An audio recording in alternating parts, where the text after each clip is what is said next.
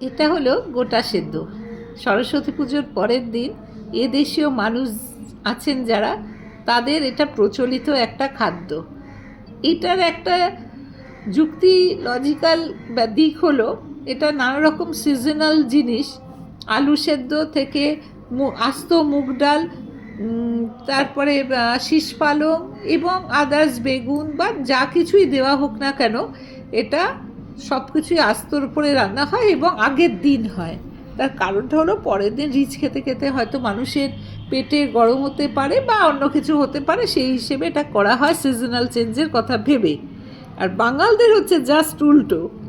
এদিন জোড়া ইলিশকে রীতিমতন ঘটা করে পুজো করে সিঁদুর তেল দিয়ে একটা কুলোর মধ্যে সাজিয়ে বরণ করে তোলা হয়।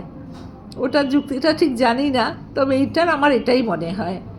আর খেতেও যেহেতু কখনো খাইনি, সেটা আমার অন্যান্য প্রদেশের খাবারও আমার এভাবেই ইচ্ছা করে টেস্ট করে খেতে, এটাই।